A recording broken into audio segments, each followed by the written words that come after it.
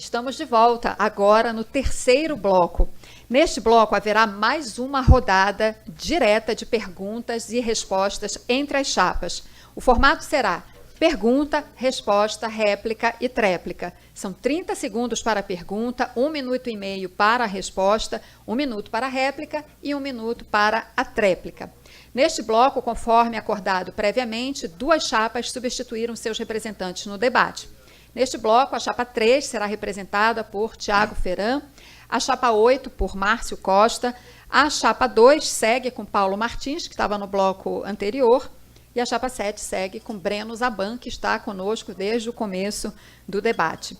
Serão 4 rodadas, em cada uma será sorteada uma chapa para fazer a pergunta, e também será sorteada a chapa que vai responder. Portanto, é uma dinâmica diferente do que a gente fez até agora nos 2 blocos anteriores. A chapa que fará a pergunta deverá elaborar o questionamento dentro dos 5 temas propostos para este debate, que são governança, investimentos, planos de benefícios, inovação e perspectivas para a FUNPRESP. Lembrando que este é o último bloco para envio de perguntas por meio dos canais da FUNPRESP no Facebook, YouTube e Instagram. Esses questionamentos serão sorteados no próximo bloco. O debate também está sendo transmitido pelo portal do servidor. Agora, então, vai começar o sorteio. Vou sortear, lembrando, tanto a chapa que vai fazer a pergunta, quanto a chapa que vai responder. As chapas só poderão perguntar e responder uma vez por bloco. Nesta urna aqui, encontram-se as chapas que farão perguntas e nesta outra que vão fazer as perguntas. Se a mesma chapa for sorteada nos 2 momentos, será feito um novo sorteio para a definição da chapa que vai responder. Então, vamos começar o sorteio e vamos ver então a chapa que vai fazer a primeira pergunta. Opa, peraí. Entalou aqui na saída da urna. Quem vai fazer a primeira pergunta é a chapa 8, avançar com competência. E vamos ver quem vai responder. A urna ficou um pouquinho mais distante, está um pouquinho mais longe. Mas aqui está. Aconteceu o previsto. A chapa 8 foi sorteada 2 vezes. A gente vai ter que... Já fica do lado de fora, para que não aconteça a mesma coisa. Depois eu boto. E vamos sortear, então, aqui outra chapa. Chapa 2 vai responder, chapa fiscalização e resultado. Então, o candidato da chapa 8 pode fazer a pergunta para o candidato da chapa 2. Fazer uma pergunta sobre plano de benefício. Aqui já foi muito falado e tem 2, está muito claro aqui, que tem um setor que defende FUNPRESP como fundo, como previdência, como seguridade, e outro setor que entende que é investimento. Nós, da chapa 8, entendemos que FUNPRESP é previdência, FUNPRESP é benefício para o servidor. E nós temos o nosso plano de benefício, que é a CD, mas contém o FCBR, contém benefícios previdenciários coletivos. Pergunto para a chapa 2, qual a importância do FCBR para a segurança do participante? Obrigado, Márcio. Sem dúvida alguma, todos os servidores estão sujeitos aos riscos, né, inerentes à própria vida, tanto a invalidez quanto a morte. E o que eu defendi no bloco anterior, de mais segurança jurídica para a Fundação, vai justamente nesse sentido, de desvinculação das regras de implementação dos benefícios, porque as regras de manutenção dos benefícios de risco já foram desvinculadas em momento anterior. Por que isso? Para a gente não ficar sujeito às alterações do governo, como, por exemplo, foi realizada na semana passada, nessa semana, aliás, com a publicação da última medida provisória, alterando regras, inclusive, para a pensão por morte.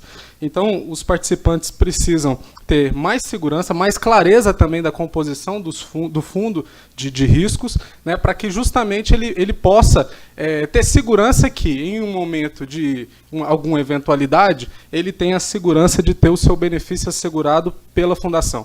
Nós defendemos, sim, uma FUNPRESP que cuide de previdência e que respeite a Constituição, que determinou que ela tem uma natureza pública. Por quê? Porque ela não interessa apenas aos servidores que têm seus benefícios geridos por ela, mas também a toda a sociedade que reflete a prestação do serviço público que é servida por esses servidores. Então, nós defendemos, sim, uma previdência pública com benefícios de risco cristalizados dentro da fundação e sem qualquer vinculação com as regras de implementação dos benefícios determinados pelo RPPS. A sua réplica. Candidato Paulo, o FCBE e participante que está aí nos ouvindo, os internautas e todos aqui presentes, o FCBE é um fundo que cobre benefícios previdenciários, como morte, pensão, invalidez, sobrevida, aposentadoria especial das nossas mulheres, dos policiais. E esse fundo, ele fica como uma reserva para quando você completar a sua reserva dentro da sua taxa de mortalidade, dentro da sua expectativa de sobrevida de vida, você possa ter ainda 80% até a sua morte. Então, é de fundamental importante ter esse fundo coletivo onde todos participam. Agora, nós precisamos avançar mais nessa questão. E aí, eu acho que é fundamental ter estudos atuariais, estudos de diminuição do PGE, para que esse fundo não impacte tanto e possa melhorar a reserva individual do participante. Tempo esgotado, candidato, por favor. A sua tréplica. Mas, sem dúvida alguma, os cálculos atuariais são vitais para a própria existência da fundação. Para isso, nós defendemos que haja uma fiscalização rigorosa por parte dos participantes. Nós propomos, eu disse aqui no bloco anterior, a criação de um órgão especial, acima inclusive do Conselho Deliberativo, para alterações sensíveis que sejam eventualmente feitas pela fundação. Vocês imaginam, quem está nos assistindo, uma fundação que já superou a marca de R$ 1 bilhão de patrimônio, que já tem mais de 70 mil participantes, com pouco mais de 5 anos de fundação.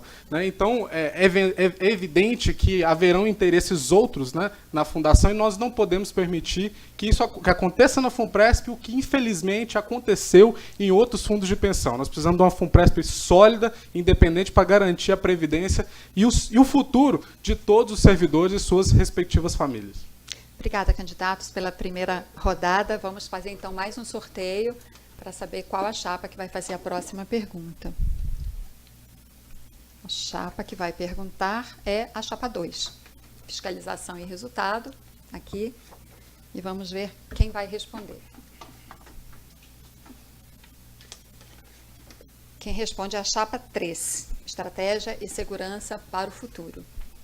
O candidato pode fazer a pergunta.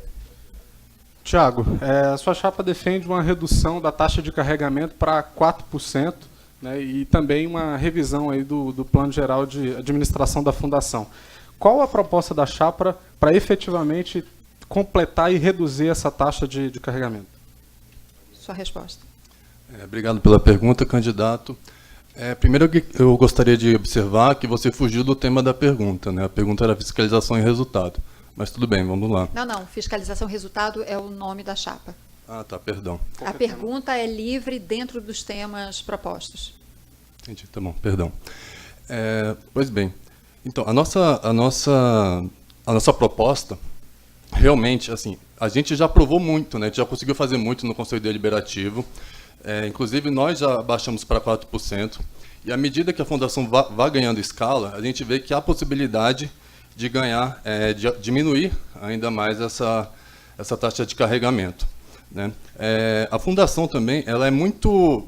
A gente vê nos fóruns, que ela é muito atacada por causa disso. Inclusive, muitos servidores ficaram insatisfeitos com a forma que foi aprovada a redução da taxa de carregamento, que eles acharam que foi muito gradual, muito lento. Então, a nossa ideia é fazer com que acelere isso, com que fique mais rápido e de uma forma mais uniforme para todos, não só prevalecendo aqueles que entraram antes.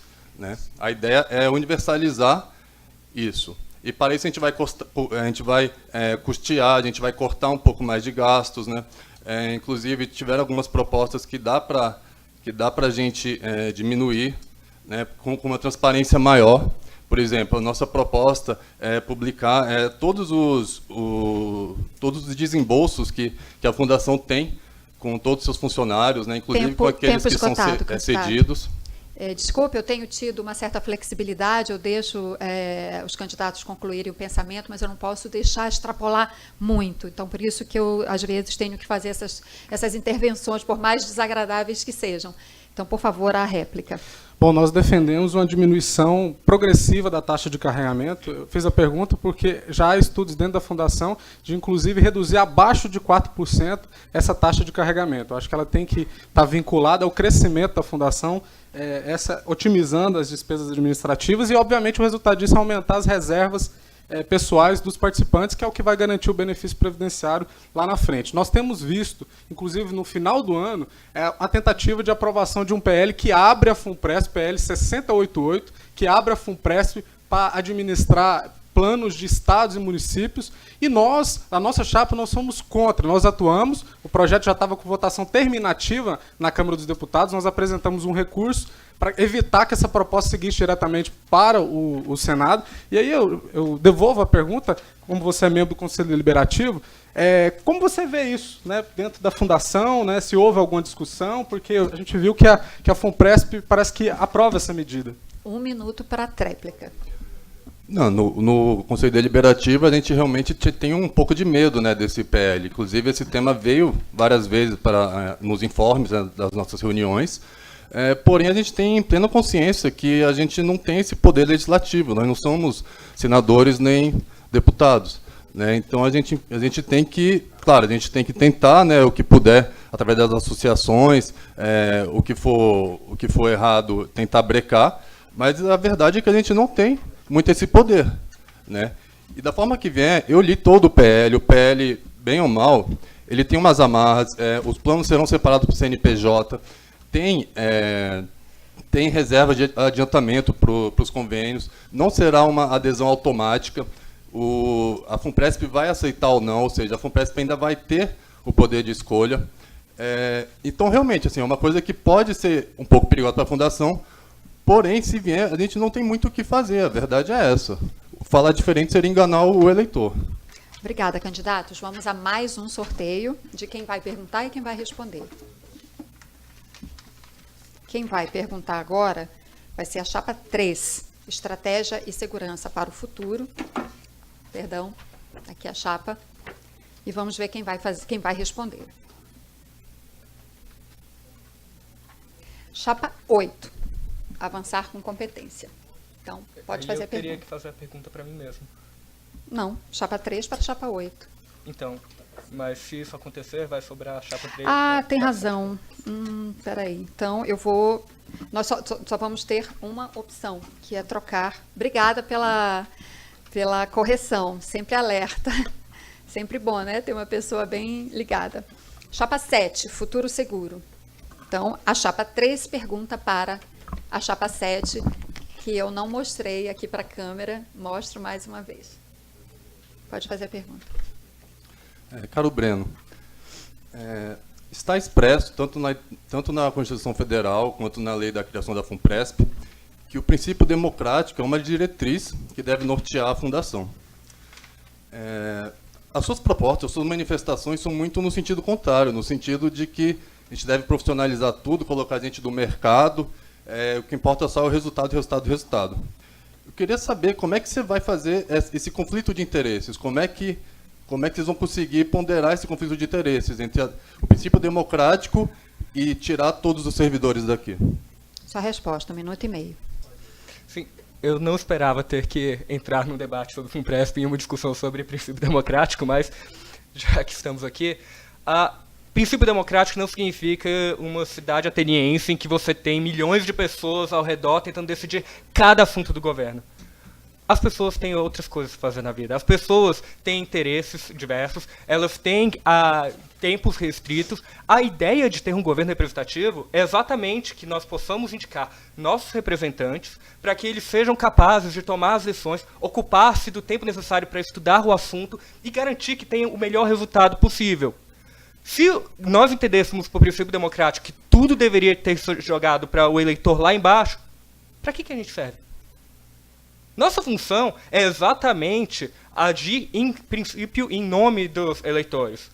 Quando nós procuramos trazer pessoas que façam o melhor resultado para eles, quando nós procuramos usar o nosso mandato como conselheiros eleitos, a nossa função é exatamente prestar esse serviço aos nossos eleitores. E eu não acho que nós deveríamos abdicar desse nosso dever e jogar para eleitores como se nós não tivéssemos uma responsabilidade nesse processo. Candidato, 1 minuto para a réplica. Certo. Então, de alguma maneira, você não respondeu. Você vai articular no Congresso para propor uma PEC, porque, pelo andar da carruagem, é o que precisará ser feito de acordo com a sua proposta. Também dá a entender que você é a favor do conselheiro profissional, né? O conselheiro profissional, o que muita ABRAP defende, é aquele conselheiro que, na verdade, ele não precisa nem ser participante do fundo, ele é capacitado, ele é certificado, e ele participa dos fundos na composição, né? Mas, assim, isso é um negócio muito perigoso, porque como é que um conselheiro que não participa do fundo vai votar as principais matérias da fundação, ou vai fiscalizar? A pessoa, como já falado aqui, a pessoa não vai ter skin in the game, não vai ter o dinheiro dele lá, não vai ter o dele na reta, na forma bem coloquial falando. Então isso é muito perigoso, sabe? Tem que ser realmente, de uma forma, a ideia é aumentar a participação, e não tirar, como parece que você está querendo fazer. A sua tréplica, 1 minuto.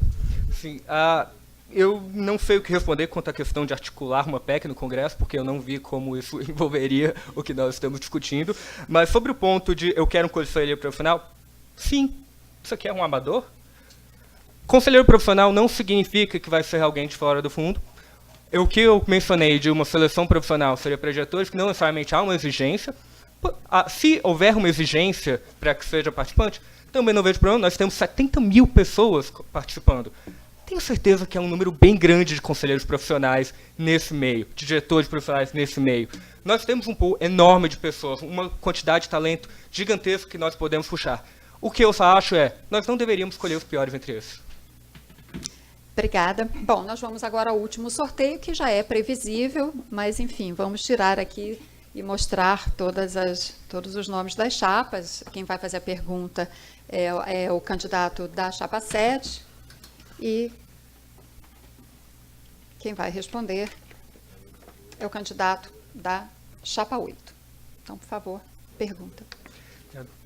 Eu gostaria de fazer referência a um ponto que a senhora mencionou anteriormente, que isso é previdência, não investimento.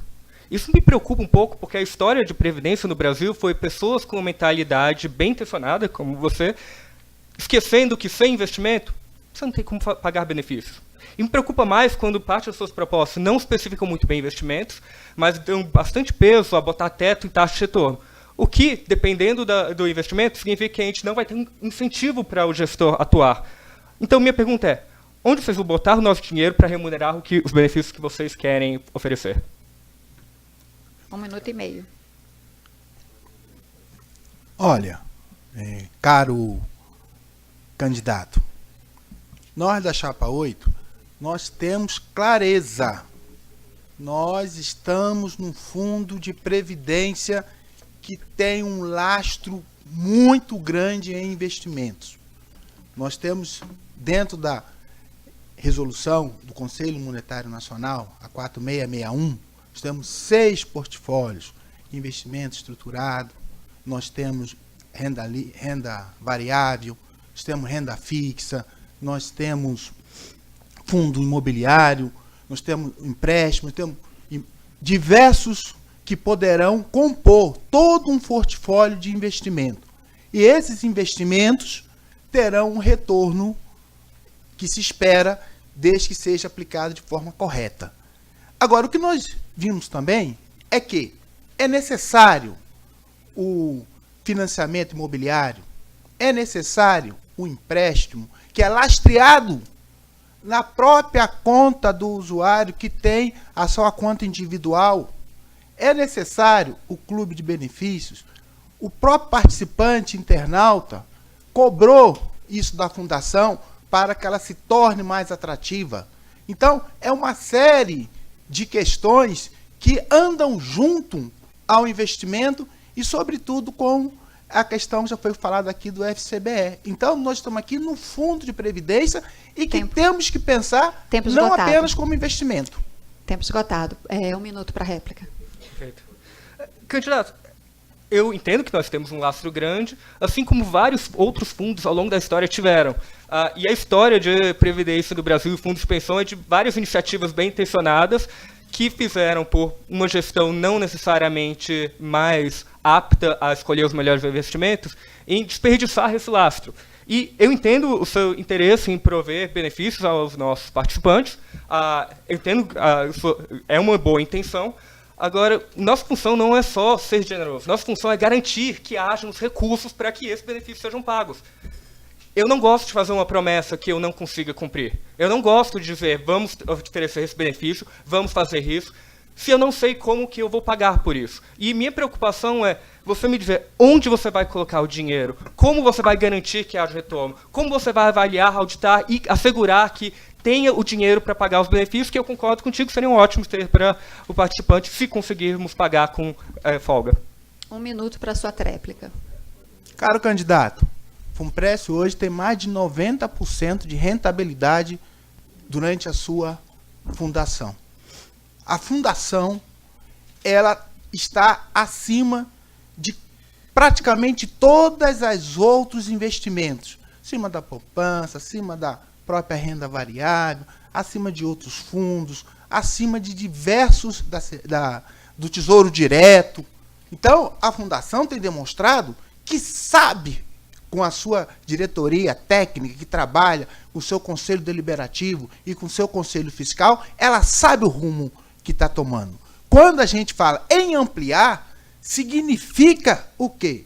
Significa que nós, além do investimento que tem esse retorno extraordinário, estaremos ainda trazendo benefícios para o participante e tornando a fundação mais atrativa. Agradeço aos candidatos pela participação em mais um bloco desse debate. E, com isso, nós encerramos, então, o terceiro bloco. A partir de agora, não serão mais aceitas as perguntas enviadas pelas nossas redes sociais. Acaba o prazo para o envio dessas perguntas. As perguntas recebidas até agora serão sorteadas no próximo bloco. Teremos agora mais um intervalo de 3 minutos. É rapidinho, a gente volta já já com as perguntas feitas pelos participantes. Não sai daí, até já.